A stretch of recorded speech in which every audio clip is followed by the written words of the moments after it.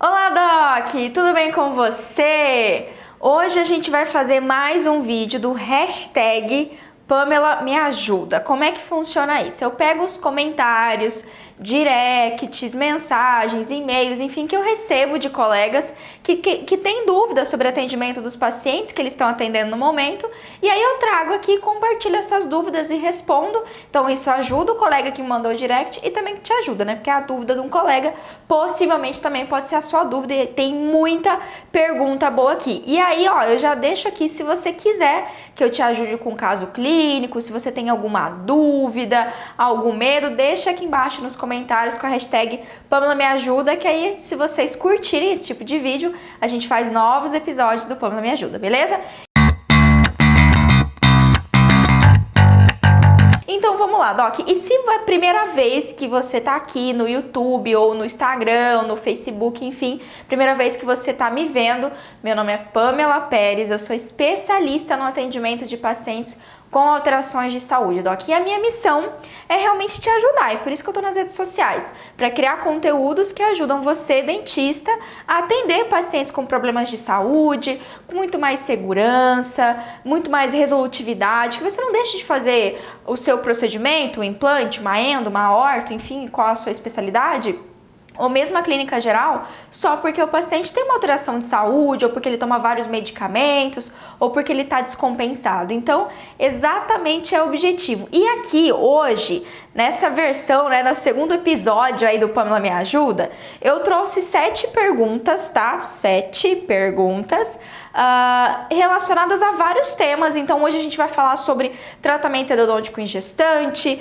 a gente vai falar sobre anestésicos para pacientes cardiopatas, a gente vai falar sobre RNI, né, os fatores de coagulação, também sobre profilaxia antibiótica e também sobre doença de BC, a síndrome de BC, que é uma alteração bem importante, deixa o paciente bem instável e é legal a gente saber sobre isso, fechou? Então fica aqui comigo até o final desse vídeo pra gente responder aí essas 7 dúvidas. E vamos começar então já com a nossa primeira dúvida, que é a dúvida da Thaís. E ela fala assim: tem alguma contraindicação de uso de... Super direta, Thaís, né? Vai no talo. Pô, Thaís, me dá um bom dia, uma boa tarde. Oi, Pamela, pergunta se eu tô bem. Eu tô bem, mas pergunta. Enfim, tem alguma contraindicação do uso de formocresol em gestantes como medicação intracanal? Beleza, então ela tá perguntando se dá ou não para usar formocresol em paciente gestante.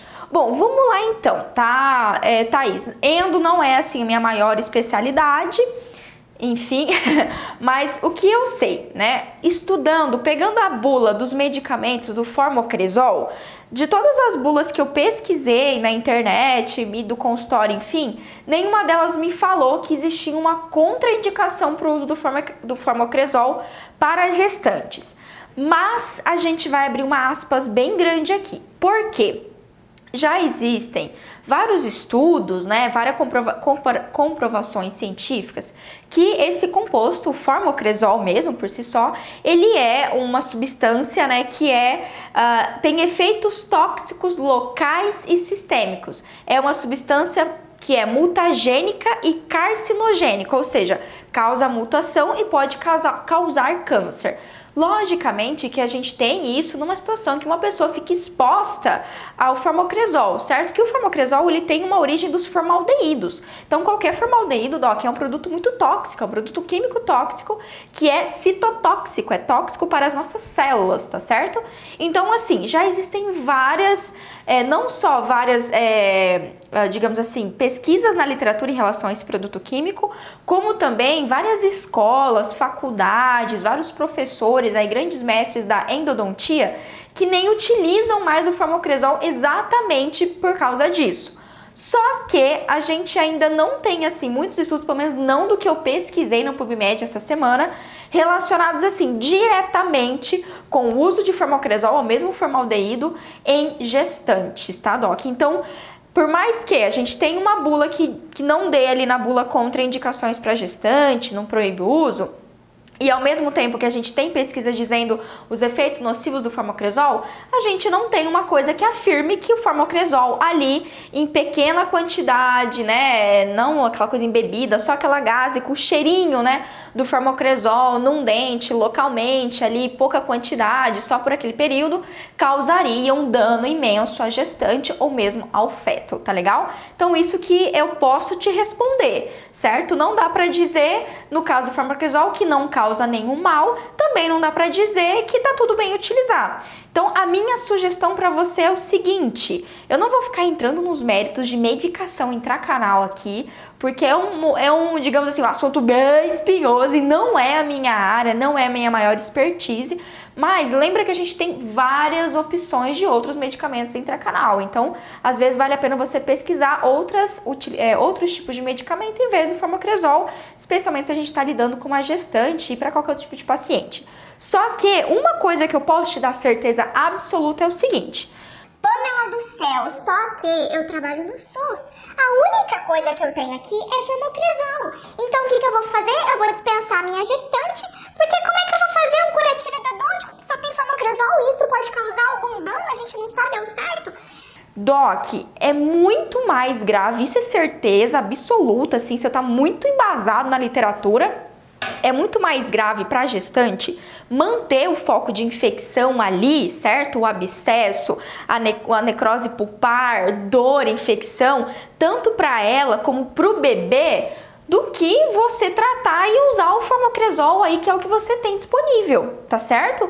Então é imprescindível você tratar. E se for necessário utilizar ali o formocresol, se é a única substância que você tem, utilize. O formocresol é utilizado há muitos anos na odontologia. Como eu disse, alguns professores são contra, não utilizam, não indicam, outros dizem que tá tudo bem, então isso ainda não tem uma batida de martelo, tá? Só que na minha visão é muito mais importante você resolver a dor, resolver a infecção, tá certo? A gente realmente não tem, inclusive se você que está me assistindo, se você tem um artigo que prove que formocresol é extremamente tóxico e é proibido usar em gestante, manda pra mim que eu quero esse artigo, porque olha, o que eu busquei no PubMed, todos os tipos de descritores que vocês podem imaginar, para tentar identificar isso, e não só no PubMed, no Lilacs, outras plataformas aí de pesquisa científica, eu não encontrei muita coisa não, Doc. Então, certo? Para mim, vale muito mais, sim, atende, use o formocresol se for preciso e controle a infecção do paciente, porque isso é o que realmente vai importar. O que tem na literatura que mostra que causa dano para o feto, que pode ter parto prematuro, que o bebê pode nascer com baixo peso, é quando a mãe tem uma infecção, um foco de infecção. E isso corresponde a qualquer foco de infecção em qualquer parte do corpo, assim como a boca. Fechou? Então essa aí é a minha resposta, né? Mais ou menos em cima do muro pra você, mas é a melhor resposta que eu posso te dar e a mais sincera, fechou? Vamos então para nossa segunda pergunta, que é a pergunta da Fernanda. Vamos lá, ela fala assim: bom dia, Pamela. Bom dia, Fernanda. Viu? A Fernanda me deu bom dia, tá, Thaís? Me manda um bom dia da próxima vez. Vamos lá.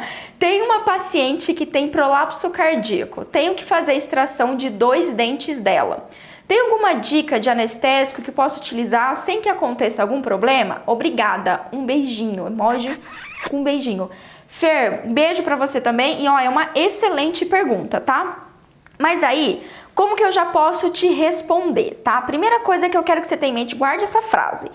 Não leva tudo ao pé da letra, tá? É muito importante o dentista entender a gravidade das patologias que o paciente tem. Vamos lá que eu vou explicar. Primeira coisa que a gente tem que entender aqui, e talvez essa seja a sua dúvida, o que é um prolapso cardíaco, Pamela? Puta merda, chegou pra mim lá o encaminhamento do médico, paciente fulano tem prolapso cardíaco, e eu não cargas d'água, o que é isso? O que é prolapso cardíaco? Bom, primeiro ponto, lógico que você pode ir lá e pesquisar no Google, mas eu também vou te explicar de uma forma bem didática o que é e é muito simples, ok? O prolapso cardíaco também, o nome leigo, digamos assim, aquele nome que o paciente vai te falar é o tal do sopro, tá? O sopro, ai doutora, tem um sopro no coração, prolapso cardíaco ou prolapso da válvula mitral ou também síndrome de Ballow. tá? Todos esses são sinônimos, é tudo a mesma coisa.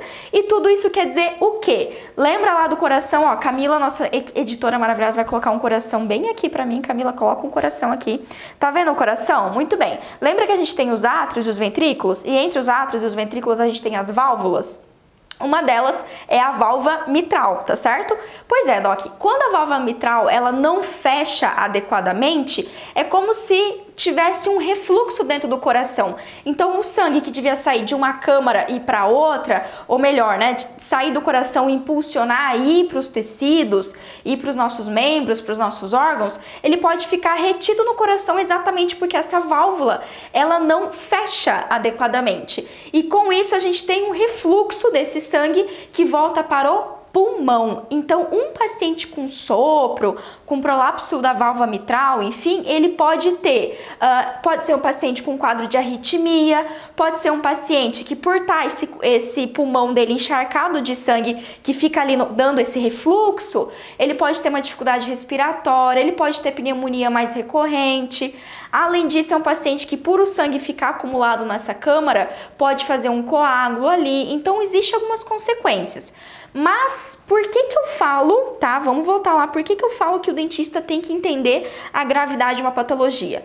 Porque o sopro, o prolapso cardíaco, enfim, ele tem graus. Então a gente tem paciente que tem esse sopro num grau mais leve, que não vai prejudicar super ele, ou seja, esse refluxo que ocorre aí, essa regurgitação, que é o termo médico chique, né? Essa regurgitação que fica ali, ou seja, o sangue não vai, ele acumula naquela região, naquela câmara cardíaca, esse sangue... Perdi.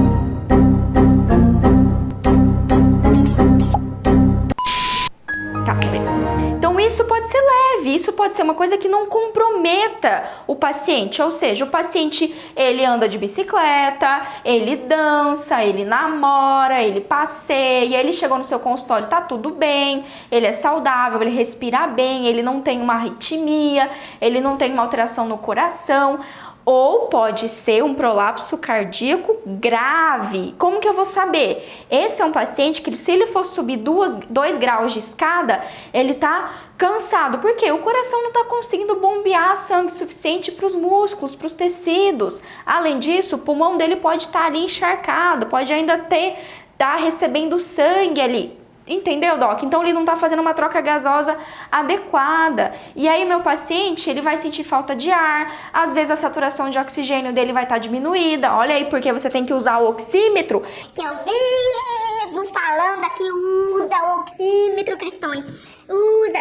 Ó, oxímetro, prazer, oxímetro, usa o oxímetro, que aqui você vai ver batimento cardíaco e a saturação de oxigênio do seu paciente. Mas avalie o seu paciente, se ele chegou com falta de ar, se ele tem dificuldade de andar, né? Se o paciente fala assim que parece que tem um cansaço, uma fadiga constante, é muito mais. Então quer dizer que o prolapso dele é mais grave, é mais importante. E consequentemente, aí sim, aí que tá, ó. Tudo isso pra te falar a resposta correta, tá, Fer? Aí sim que a gente vai pensar, caramba, é melhor eu ter cuidado com o meu anestésico. Por quê?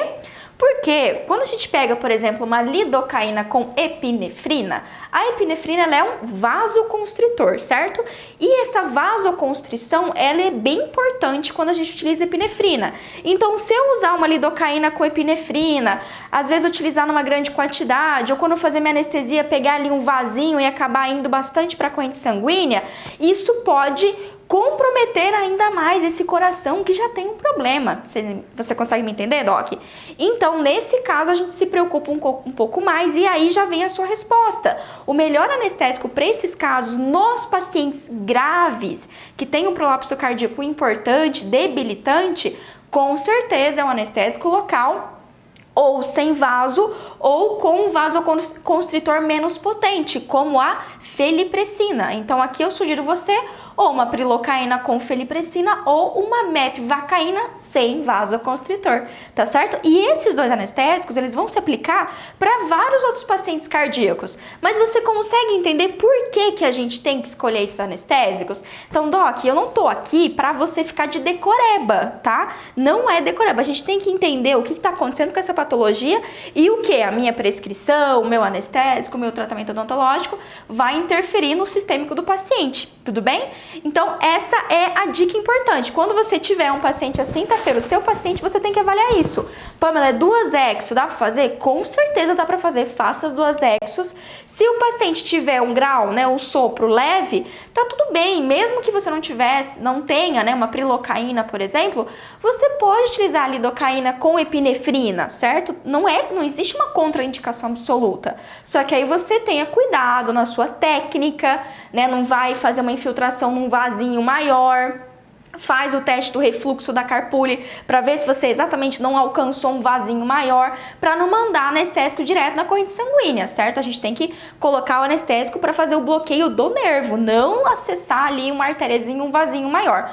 Tudo bem, Doc? Então, cuidado com essa técnica, mas você pode utilizar ali. Eu sugiro aí você manter uns 2 tubetes. E na boa, 2 tubetes aí dá tranquilinho para você fazer ali umas 2 exodontias numa boa. E aí, se você tiver, né, sim, você pode utilizar, com certeza, a sua prilocaína também vai ser indicada. Fechou? Mas pegou essa dica? Então, analisa o parâmetro do seu paciente, vê o quanto ele está instável, porque assim, ele é um paciente mais instável, aí a gente pode ficar, digamos assim, mais preocupado, você vai ter que ter mais cuidado, mais manejo. Mas se ele não for tão grave assim, se o paciente está lá, vem andando de bicicleta, faceirão, ah, Doc, relaxa. Isso não é o maior dos problemas ou das preocupações que você tem que ter. Fechou? Muito boa pergunta, Fer. Então vamos lá. A terceira pergunta é da Mirella. Bom dia, Pamela. Bom dia, Mirella. Estou atendendo uma paciente que tem câncer e faz uso do quimioterápico letrozol. Para raspagem sub, há necessidade de antibiótico-terapia profilática? Grata. Beleza, então uma paciente com câncer faz uso do letrozol e você precisa fazer uma raspagem sub e fica aquela dúvida. E aí, né? Se é paciente com câncer, vou ter que fazer, não vou ter que fazer, procedimento invasivo, e aí? Bom, vamos lá então, Mirella. A primeira coisa que eu quero que você pense é o seguinte: o câncer por si só não é uma justificativa para uma profilaxia ou mesmo uma terapia antibiótica, tudo bem? Então não é uma justificativa o câncer em si. O que a gente precisa entender é, mais uma vez, a gravidade dessa patologia. Então vamos lá, pelo nome que você me falou, o letrozol, ele não é exatamente um quimioterápico, tá? O letrozol, ele é um inibidor de aromatase. E esse medicamento, sem você me dizer qual que é o câncer da paciente, eu sei que ela tem câncer de mama. Porque esse medicamento, ele é utilizado no tratamento adjuvante ao tratamento quimioterápico. Então, esse medicamento, ele inibe o estrogênio, a quantidade de estrogênio. Então, tem alguns cânceres de mama que estão ligadas a um excesso de estrogênio, ao hormônio estrogênio.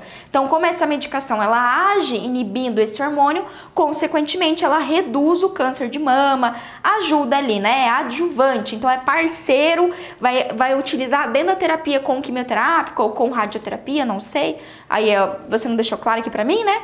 Mas entende? Então aí já dá uma ideia legal. Então, se ela só estiver utilizando esse medicamento, pode ser que o tumor dela não seja tão grave, né? Não tem uma metástase, não é tão invasivo, tá legal? Olha que massa, né? Quando a gente analisa os medicamentos do paciente. E não é exatamente um quimioterápico, né? Ele é utilizado durante a quimioterapia, ali no coquetel medicamentoso, mas ele não é exatamente um tipo de quimioterápico que vai agir diretamente na célula cancerígena. Não, ele vai agir junto. E aí, quando a gente tem isso em mente, então eu já sei que esse não é um paciente tão grave, então potencialmente ele não tá tão debilitado. Não sei, né? Eu tô só pegando as informações que você me passou aqui. Só que o que depende, né? Uma vez que você sabe que é um paciente com câncer de mama e ele tá fazendo uso dessa terapia hormonal para tratar provavelmente o câncer, Quando que eu vou fazer profilaxia antibiótica, né? Eu preciso fazer uma raspagem subgengival. É um procedimento invasivo, é um procedimento que tem, logicamente, vai trabalhar, né, digamos assim, atuar numa região que provavelmente está cheia de bactérias, de placa bacteriana e tudo mais que você já sabe. E, portanto, para a gente avaliar isso, a gente não tem que só olhar o câncer, você tem que olhar o paciente, certo? Como esse paciente está naquele momento. Então, primeira coisa, como está a imunidade dessa paciente, certo?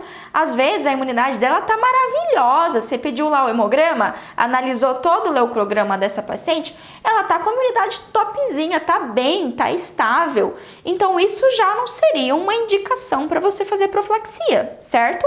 Agora, não, Pamela, ela tá com imunossupressão, a imunidade está comprometida, ela tá fazendo outros tratamentos, imunidade está baixa, olhei lá o leucócito, o neutrófilo tá alterado, né?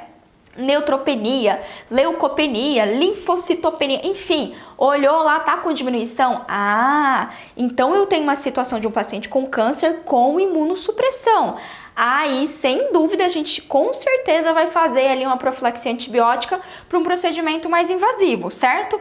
Outra coisa também que você tem que levar em consideração, e isso já aconteceu comigo, eu já tomei essa abordagem, mesmo um paciente com imunidade baixa, nem sempre a gente precisa fazer uma profilaxia antibiótica. Por quê? Também vai depender do seu procedimento, certo? Então, é um procedimento, é uma raspagem, onde aquela região você já iniciou, já orientou a paciente com uma escovação correta, certo? Então, se a paciente já está escovando, se você já instituiu ali o uso de uma clorexidina, a gente tem que lembrar que a Clorex, ela é um antisséptico que tem ação antibacteriana e antifúngica.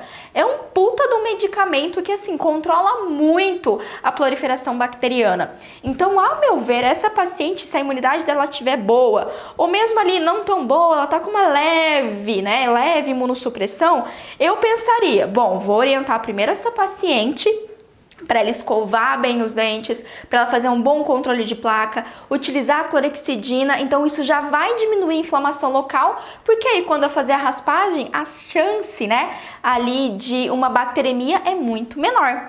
E é isso que a gente tem que ter em mente também, quando a gente pensa na profilaxia, né? Porque assim, Doc, qual que é o objetivo? Por que eu tô colocando digamos assim, uma bombinha de antibiótico dentro do meu paciente? Qual que é o objetivo maior da profilaxia antibiótica? É a gente diminuir a bacteremia, ou seja, aquela bactéria que está alojada na gengiva, no periodonto, não ir com grande quantidade para a corrente sanguínea. Bacteremia é quando a bactéria migra do local ali, né, seja do dedo ou do dente, e vai para a corrente sanguínea e chega nos órgãos que são mais importantes. Então, se a bacteremia for muito grave, consequentemente, eu posso ter um paciente, inclusive em sepse, né, eu posso ter uma desestabilidade do quadro. Agora, se eu já tenho controle de higiene, o controle de placa bacteriana, mesmo que o paciente tenha ali um acúmulo de tártaro, enfim, eu já diminuo muito a chance de bacteremia. Então, quando eu diminuo a chance de bacteremia antes mesmo de eu fazer uma raspagem, a chance de ter, no caso, né, essa bacteremia importante ou o paciente piorar o quadro de saúde dele, é muito menor, tá certo? Então, nem sempre a gente vai precisar, lógico, imunossupressão, paciente complicado, com muita infecção, não tá controlando placa e tudo mais, possivelmente aí seria uma indicação. Fechou? Mas conseguiu pegar? Sempre ter em mente qual é o objetivo que você quer, por que você está fazendo essa profilaxia, como está a imunidade do seu paciente ali, certo? Naquele momento, a avaliação dos exames laboratoriais mesmo, e também como que é o nível de higiene do paciente, o tipo de procedimento que você pretende fazer. Fechou? Muito bem, Mirela, muito boa a sua pergunta.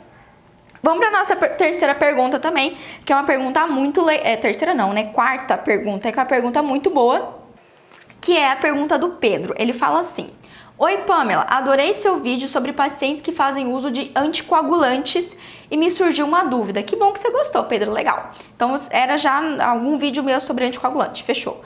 Se esse RNI, razão normatizada internacional, enfim, o RNI ele é um parâmetro do tempo de protrombina, se esse RNI foi maior que 3 e o médico não puder suspender o uso do fármaco, Qual a medida a ser tomada? Muito legal essa pergunta, gostei, Pedro. Bom, só para te ambientar aqui, tá, Doc? O RNI, ele é um valor que a gente tem dentro do tempo de protrombina. O tempo de protrombina é um dos fatores de coagulação, então a gente solicita ali esses exames para avaliar um paciente que faz uso de anticoagulante e, consequentemente, você vai ter esse número. E provavelmente nesse vídeo eu falei que o RNI3 ali geralmente é um valor limite para você fazer o procedimento odontológico invasivo sem necessidade de suspender nenhum medicamento, certo? Geralmente o RNI num paciente que não toma anticoagulante, Doc, ele é 1, tá? E aqui um paciente que toma anticoagulante, naturalmente, obviamente, ele vai aumentar e isso é esperado. Bom, vamos lá então. Qual que é a medida que pode ser tomada? Pedro, a primeira coisa que eu te falo aqui, pelo que você me falou, e segundo, ó, tem muito embasamento na literatura para eu te responder isso, é o seguinte, cara, tá com RN3, precisa fazer uma raspagem, precisa fazer uma exo, não tem que suspender, manda ver. Olha só. Tem um artigo que foi publicado pela professora Alessandra Souza, eu tive prazer imenso de conhecer, pessoa maravilhosa. Ela fez uma revisão e olha que incrível, dentro dessa revisão dela, eles chegaram à conclusão que dentro um RNI até 3.5 ainda é totalmente seguro totalmente é um pouco complicado de utilizar, né? Mas até 3,5 é um RNI ainda seguro, ou seja, que você consegue fazer uma exodontia, uma cirurgia, vai provavelmente ter um sangramento um pouco maior do que o normal, mas com hemostasia local eficiente. Salva de palmas para hemostasia local eficiente. Com hemostasia local eficiente, você consegue fazer o procedimento sem o paciente ter uma hemorragia, beleza? Inclusive, ó, a Associação Britânica de Cirurgiões Bucomaxilofacial já considerou RNI4 seguros. E assim, eu já li artigo olha só, falando RNI 4,5. O que isso quer dizer, Pedro? Não tô dizendo que o paciente não vai ter um sangramento maior. Um RN2, 3, 3,5, 4 mesmo, vai ser um tipo de procedimento que você vai ver que vai ter um sangramento um pouco maior. Mas geralmente só com uma hemostasia local eficiente, seja com sutura, crioterapia, a sua técnica anestésica legal. Então eu sugiro nesse caso, faz o bloqueio e faz uma anestesia local gengival para fazer uma vasoconstrição local ali. Isso ajuda bastante em todo esse processo, certo? E ainda assim, se nada disso funcionar, você ainda tem os medicamentos hemostáticos, que é um excelente recurso que você também tem que ter no consultório. Então, se é um paciente que é anticoagulado, o RNI dele pode ter 2, pode estar 2,5, 3, 3,5, 4, enfim. A literatura mostra aqui que até 3,5 é seguro, você pode fazer e não há necessidade de suspender o medicamento. Então, se o médico falou, não, eu não vou suspender nenhum anticoagulante, tudo bem, segue a vida, maravilhoso. Você prepara todo o seu arsenal ali de hemostasia local, prepara, porque se precisar já tá tudo pronto. Agora, ó, inclusive, vamos lá. British Dental Journal, em 2017, publicou um artigo muito bom falando exatamente sobre pacientes que utilizam anticoagulantes da nova geração. E olha só que loucura, eles passam o artigo inteiro falando várias coisas e eles nem citam RNI. O que eles classificam aqui, o que, digamos assim, eles considerariam a suspensão do medicamento é mais relacionados ao tipo de procedimento. Então, por exemplo, para eles, um procedimento cirúrgico menor, que geralmente é os procedimentos que a gente faz, tem um baixo risco de sangramento. Então, por exemplo, se você vai extrair menos de 3 dentes de uma vez só, tá? Se você vai fazer uma incisão, uma drenagem de abscesso dentário, intra ou extraoral, ele já deixa bem claro aqui, não precisa interromper dose nenhuma. O que ele sugere para você, que é muito bom, é uma dica legal, é que assim, digamos que o paciente faz uso do anticoagulante de manhã cedo. Marque esse paciente para o final da tarde, por exemplo, porque deu um intervalo maior do momento que o paciente utilizou um anticoagulante. Ou se o paciente toma à noite, você marca lá no outro dia, à tarde, começo da tarde. Então, quanto mais tempo você dá para a dose, ele sugere que é mais legal. E aqui, mais legal, né? Ele sugere que é melhor, é mais seguro, né? Pra gente é mais confortável fazer o tratamento odontológico. E aí, ele só sugere também medidas hemostáticas locais, ou seja, é o parâmetro que ele dá.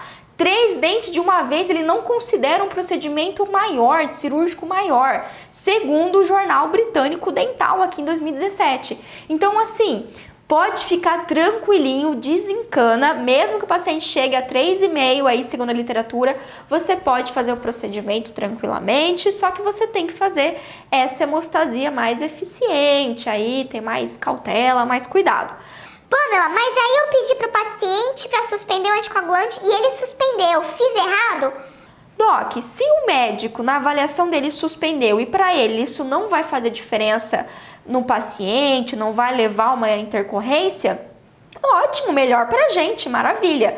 Só que você não tem, você tá proibido, tá? Se você tá, vou falar a verdade, você está proibido. Se você assiste todos os meus vídeos aqui nesse canal, se você me acompanha, você está proibido de deixar de fazer um procedimento porque o paciente não suspendeu anticoagulante. Ai, não suspendeu o AS, não suspendeu... Apesar que a AS é antiagregante plaquetário, não conta. Mas não suspendeu a varfarina, não suspendeu a noxaparina. Doc, se o RNI tá até 3 ali, ó, chuchu beleza, prepara o seu arsenal hemostático e faz a cirurgia que você tem que fazer, a pério que você tem que fazer, a endo. Endo nem entra nessa história, tá? Endo nem entra nessa história que eu nem considero procedimento invasivo com grande volume de sangramento. É tipo, é um tico-tico de sangramento, mesmo que for bio, mesmo que for dente bio, fechou? Então fica aí a dica pra você, tá, Pedro? Tranquilo, a medida que você tem que tomar para esse seu paciente é fazer o que tem que fazer e preparar a hemostasia local. Fechou? Muito legal a pergunta, muito boa. Vamos para a próxima então, que é da Poliana. A Poliana fala assim: Pamela, tudo bom? Tudo bom, Poliana, muito obrigada por você perguntar, valeu. Me conta uma coisa, como você faz a abordagem sobre o medo de dentista? Você pergunta direto e mostra a escala? Obrigada, muito legal, Poliana. Provavelmente a Poliana já baixou meu e-book. Sim, a Poliana. Se ela falou a abordagem do medo de dentista, Poliana, se você tá se importando com medo, ó, parabéns. Igual aquela a música nova do Pablo Vittar. Te dou parabéns, parabéns, enfim. Essa daí está de parabéns porque você já está se preocupando com isso, você já está nos 5% dos dentistas desse Brasil. Muito parabéns. Bom, existem 2 formas da gente avaliar o medo. Eu vou te passar, tá, Poliana, passo a passo como que eu faço, como eu fazia no particular, como que eu fazia no SUS, dá em todos os serviços. É o seguinte, a gente tem 2 tipos, você deve, imagino que você já sabe, que é o questionário de ansiedade e a escala visual de medo, tá? O questionário de ansiedade, ele é legal para você entregar na recepção. Então, um paciente chegou, você ou sua auxiliar, ali, enquanto o paciente espera, ele recebe, pode ser uma prancheta assim, certo? Com o questionário é uma folha, então é simples de responder. Aí você ou a sua auxiliar orienta que o paciente só tem que responder 5 perguntinhas, ele responde, depois que ele respondeu, a sua auxiliar, enfim, ou a hora que o paciente for, ele leva para você esse questionário já respondido e ali você vai ter um número, né? Você vai ter um valor que vai classificar o nível de ansiedade do seu paciente. Então, são 5 perguntas, cada pergunta pontua de 1 a 5 e ali a gente sabe que se o paciente pontuar acima de 19, a gente já considera um paciente odontofóbico, ou seja, com muito medo do atendimento odontológico. E, consequentemente, isso já vai me dizer que possivelmente esse é um paciente que eu vou ter que fazer uma sedação leve. Além desse questionário, uma coisa que eu não tem como você descartar é exatamente você observar o seu paciente. Então, eu não utilizo só essas 2 ferramentas, né? Elas são excepcionais para você ter uma avaliação precisa, são ferramentas embasadas pela literatura, inclusive, utilizadas em várias pesquisas, então são de fácil aplicabilidade. Só que não serve, elas não pode você só se prender a elas também, certo? Você tem que olhar os sinais físicos do seu paciente. Então, se você já notou, o paciente respondeu que tá tudo bem, que ele não tá de boa. Aí você faz o atendimento, a hora que o paciente levanta da cadeira odontológica, tá assim, aquelas costas suadas, sabe? A testa sua, bigodinho de suor. Opa, então tem sinais físicos do paciente te mostrando que ele tem ansiedade, que ele tem medo. Então eu sempre utilizo esses dois parâmetros. Então, independente da escala que eu utilizar, eu sempre observo e presto atenção no meu paciente. Além do questionário de ansiedade, o outro tipo é a escala visual de medo. E a escala visual de medo, eu vou deixar a Camila bote aqui, escala visual de medo. Muito lindinha. Essa escala visual de medo eu mesma criei a partir da escala visual de dor, utilizada em enfermagem há muitos anos também. Então, essa daqui você, no momento ali da anamnese, você conversou com o paciente, viu o histórico de saúde do seu paciente e tudo mais, você entrega para ele a escala visual e pergunta, né, seu João, eu quero que o senhor olhe essa escalinha e o senhor me fala assim, em relação ao senhor vir para o tratamento odontológico, né, o senhor imagina assim, o senhor tirando um dente ou fazendo uma limpeza, eu gosto de dar exemplo, sabe, Doc? Fazendo uma limpeza ou enfim, como que o senhor se sente, né? É a carinha vermelha de muito medo, né? A carinha vermelha é uma carinha chorando, certo?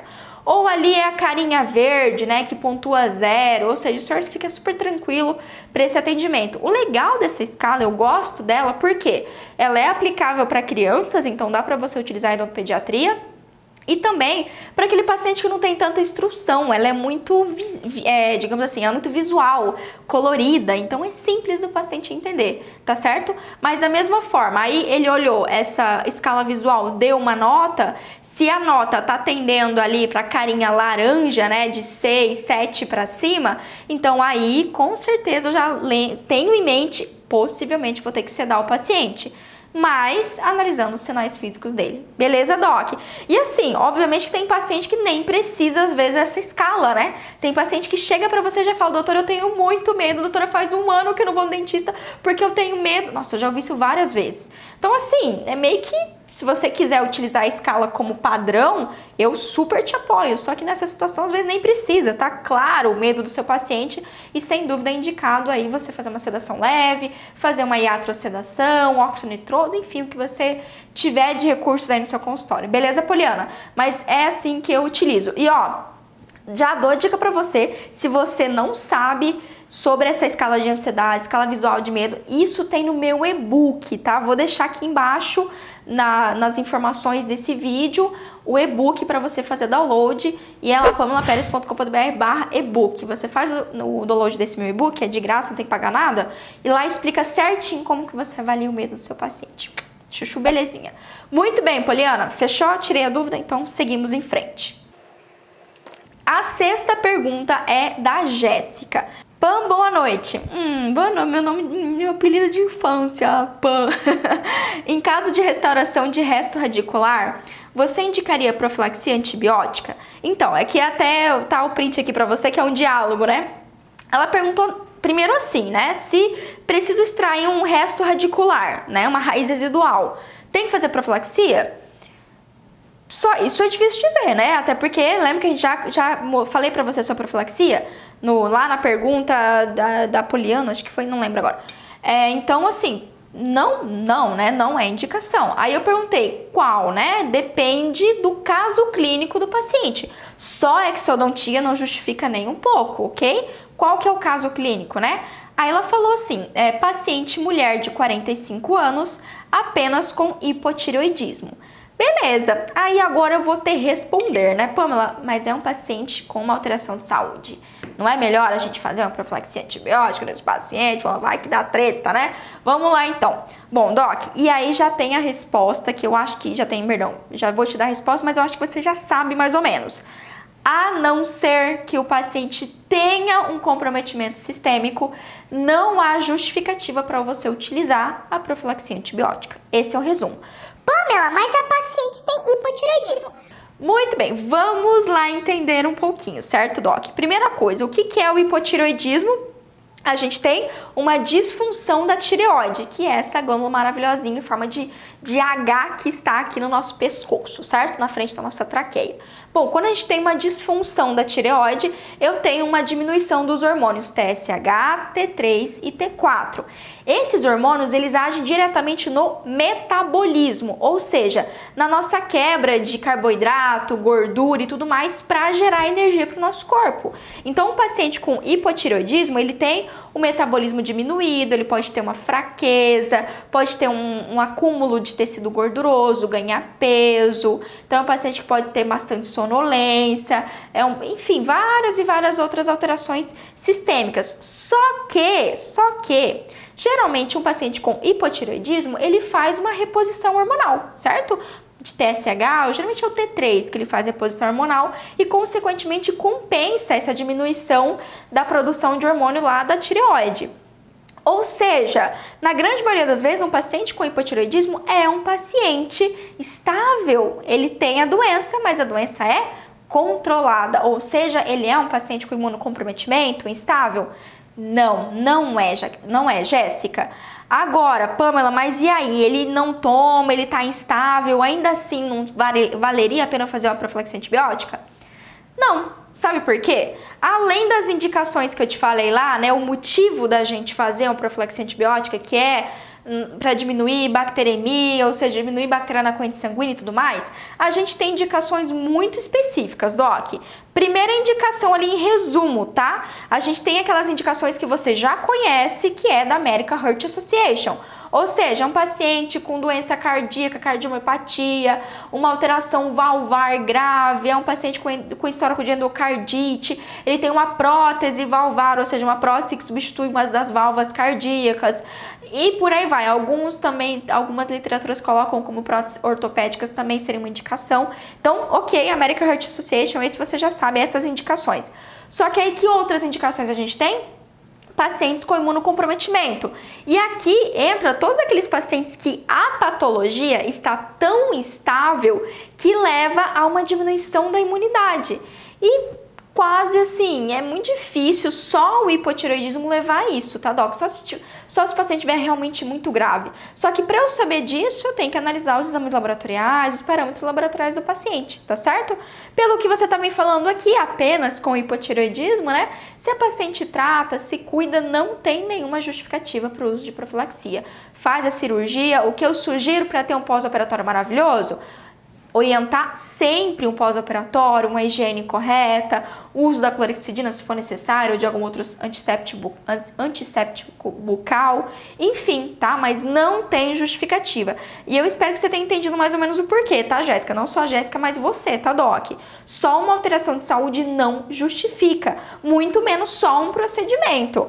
Eu já fiz procedimento assim, com doença periodontal, abscesso, bolsa, em pacientes que tinham alteração de saúde, mas por essa alteração de saúde não levar ao imunocomprometimento, eu não fiz nenhuma profilaxia antibiótica. Fechou? Combinado? Muito bem. E vamos então para nossa última pergunta, que é a pergunta da Thaís. E ó, se prepara que aqui a pergunta tá boa. A pergunta tá boa e vamos mandar ver então. Vamos lá. Ela falou assim: Pamela, me ajuda por favor. Vamos lá, Thaís.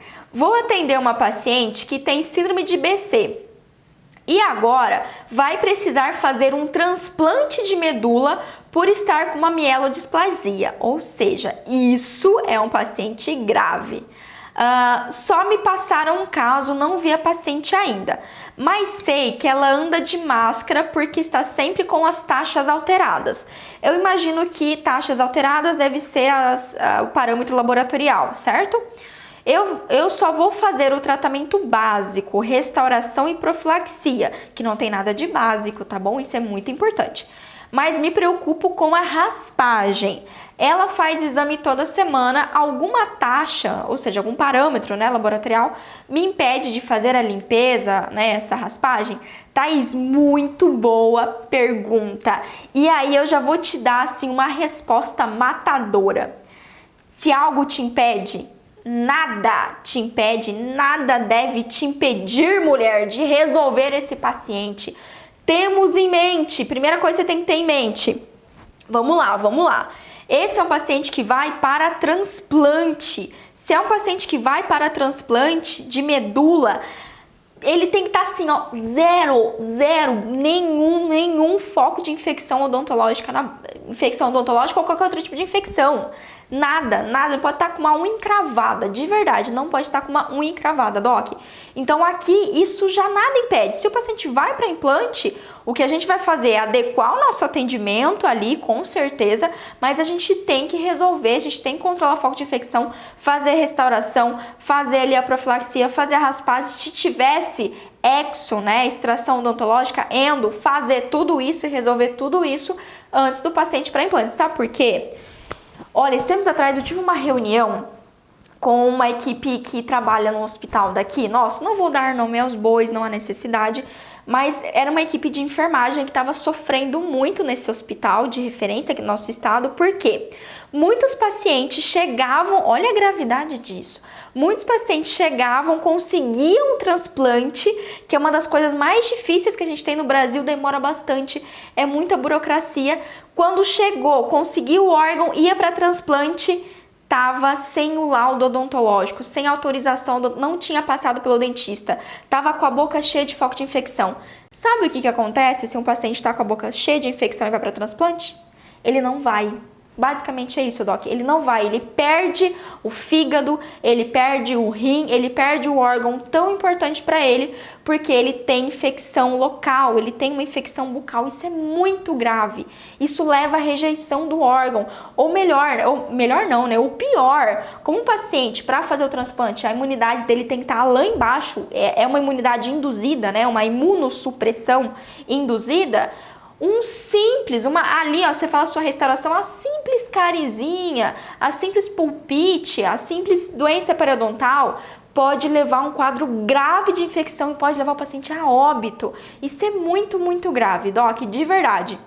Então, nada te impede, Thaís. Eu sei que o caso é complicado, mas você tem que fazer, realmente tem que atender esse paciente e fazer tudo o que for preciso. Às vezes pode ser mais radical? Pamela, às vezes pode ser mais radical. Mas o mais importante agora é a vida do paciente que está em jogo e ele tem que passar por um período de transplante com tranquilidade, com sucesso, e nada pode impedir isso, tá? E aí, eu sei que tem outras coisas importantes que você tem que saber aqui desse caso, tá? Mas então já dei aquela resposta matadora. Vamos lá. O que você precisa saber também é sobre a doença de BC, que talvez você não tenha ouvido falar. Doc, essa é uma doença autoimune onde a gente tem uma inflamação crônica de todos os vasos, uma vasculite, beleza? Então, esse paciente, como ele tem essa inflamação crônica vascular, ele pode fazer várias feridas na boca, digamos assim que ele tem um vaso que pode se romper com facilidade, então o paciente tem lesão de pele, problema ocular, ele tem várias feridas bucais e genitais, então isso é muito variável, depende de como a doença do paciente está, certo? Então, por ser uma doença autoimune, tem momentos que ela agudiza e tem momentos que ela tá tranquila. E aí também pode atingir articulação, tecido nervoso, trato gastrointestinal e por aí vai. Qual que é o problema que não ajuda muito aqui, né, Thaís? Mas eu vou te ajudar nesse caso. É o seguinte, como essa doença autoimune, tem tudo isso, geralmente o tratamento dessa doença é com corticoides e com imunossupressores, certo? Ou seja, o corticoide, um imunossupressor, vai fazer com que tenha uma diminuição da imunidade, porque basicamente doença autoimune, a imunidade do paciente está tipo... tá fazendo aquela bagunça, essa imunidade do paciente. Tá lutando contra si mesmo, digamos assim, né? Do nada, despiroca a imunidade do paciente e ele tá causando um prejuízo para si mesmo. Então a gente reduz essa imunidade aí ouriçada, digamos assim, com corticoide, com imunossupressores, para o paciente ter qualidade de vida, tá certo? Só que qual que é o problema disso? E inclusive tem relatos já na literatura que mostram pacientes que fazem uso de imunossupressores ou mesmo corticoides por longo período pode levar a quadros de mielodisplasia. Mielodisplasia, que é o que ela falou aqui, é quando a gente tem uma alteração na medula óssea, ou seja, a medula óssea ela começa a se tornar incapaz, ela começa a ter dificuldade de fabricar novas células sanguíneas, ou seja, eritrócitos, leucócitos e plaquetas. Então, um paciente com mielodisplasia, ele é um paciente que vai ter anemia, é um paciente que vai ter imunidade baixa, é um paciente que vai ter plaquetopenia geral. Então ele já estará assim. E um paciente com mielodisplasia, se não, geralmente em casos mais graves, a única solução é o transplante de medula. Olha que coitado, né? É muito triste isso. Ter isso do paciente, que tem uma doença autoimune, teve que fazer um tratamento e não sei se aconteceu isso, né? Mas tem relato na literatura que o próprio tratamento com corticoide, imunossupressor, leva ao quadro de redução da produção das células sanguíneas da medula. Tenso, né? Sim, realmente é tenso. Só que assim, Thaís, o que eu vou te dar de dica? Guarde isso daí, tá bom? Primeira coisa que você tem que entender é que esse paciente, na hora que você pedir exame, ele vai ter o que a gente chama de pancitopenia. Esse vai ser um paciente que a imunidade vai estar baixa, vai ser possivelmente um paciente anêmico e a plaqueta vai estar baixa também. Então é um paciente que realmente vai ter uma dificuldade de cicatrização, é um paciente que pode ter um sangramento maior durante o seu procedimento. Então, para qualquer procedimento que você for fazer, incluindo a raspagem, você vai analisar todos os exames laboratoriais desse paciente, dá uma olhada geral no hemograma, sem dúvida nenhuma, tá certo? Além do hemograma também, olhe o coagulograma, porque quando pacientes têm alterações na medula óssea, também pode ter variações dos fatores de coagulação, pode ter redução deles, certo? E aí, muita atenção, verifica como que tá, e esse é um tipo de paciente que você tem que atender com suporte médico, né, de preferência em ambiente hospitalar. Então tem que ter uma avaliação multidisciplinar desse paciente, você tem que fazer tudo, tem que ser feito, mas com cautela, com cuidado, sem dúvida nenhuma. Esse é um paciente que antes de mais nada, antes de você fazer restauração, profilaxia, você falou profilaxia, né? Top, já começar com profilaxia, full mouth disinfection ali, descontaminar a boca do paciente, diminuir ao máximo a inflamação possível, orientar demais esse paciente. E a orientação é deixar claro para o paciente que se ele não controlar o foco de infecção da boca dele, bactéria, ele pode perder o implante, ou implante é ótimo, ele pode perder o transplante, ele pode perder um órgão que foi transplantado. Então ele tem que ter muito cuidado, muita cautela. Além disso também, no caso da raspagem, que é um procedimento mais invasivo, e se o paciente tiver nesse quadro tão de imunossupressão, com certeza sobre terapia antibiótica, né? Você pode fazer profilaxia e manter a terapia depois. Enfim, você vai ter que avaliar ele melhor, estudar ele melhor, mas o que eu te falo em geral aqui, nada te impede, mesmo que ele esteja com a imunidade baixa, mesmo que esteja com anemia, certo? Precisa ser feito, não tem escapatória, tá? O que você pode optar, o que vai ser necessário aqui, talvez, né? É fazer tudo isso no ambiente hospitalar com assistência de médicos, enfermeiros, né? Assistência multiprofissional. Beleza, Thaís? Mas ó, que massa, adorei todas as perguntas que vocês me mandaram. E se você gostou desse vídeo, Doc, deixa eu te dar esse recado. Se você gostou desse vídeo, a primeira coisa, você coloca aqui no comentário pra mim: Pamela, gostei, eu quero mais episódios do hashtag Pamela me ajuda, eu gostei dessa forma de vídeo, então você coloca aqui pra mim, me ajudou pra caramba que eu tinha essas mesmas dúvidas, certo? E também compartilha, Doc, manda pra um colega seu de faculdade, o colega seu de trabalho, manda naquele grupo lá da especialização que só fica de conversa fiada, manda esse vídeo pra ajudar outros colegas. Isso não só ajuda o meu canal a crescer, mas ajuda esses colegas. E não só isso, né? A gente ajuda a população brasileira, e em especial a população que tem alterações de saúde, que é difícil encontrar às vezes um dentista que tenha domínio disso, né? Que saiba tratar adequadamente esse paciente. Então, quando você compartilha, parece, Pamela, você tá exagerando, Pamela. Não, Doc, mas quando a gente compartilha informação que é boa e que é relevante, a gente ajuda a odontologia a crescer e a gente ajuda a sociedade, tá legal? Então, se você gostou, se você não gostou, não tem problema. Não tem problema. Hello, darkness, my old friend. Não tem problema, não precisa dar dislike. Mas também não tá tudo bem, mas se você gostou, compartilha. Também você pode se inscrever aqui no canal, embaixo tem essa coisinha vermelha aqui, dá uma dedada nela ali e inscreve no canal, aciona o sininho pra você receber notificação quando eu subir os vídeos novos aqui. Todas terças-feiras e sextas-feiras a gente tem vídeos novos no canal, tá, Doc? E também você pode me ouvir em outros locais. Você pode me ouvir no podcast, pois é, ó, todos os vídeos do canal estão na versão áudio em podcast no Spotify. Podcast Addict, iTunes, Google Podcast, enfim, tem vários. Escolhe lá o seu preferido, procura por Pamela Pérez ou OSCast. A Camila vai deixar aqui, né? A Camila deixa 1 bilhão de coisinhas aqui, a Camila vai deixar aqui, e aí você pode me ouvir também, me seguir nas outras redes sociais para ter um contato mais íntimo comigo. Fechou, Doc? Então é isso, um beijo imenso pra você e a gente se vê na próxima.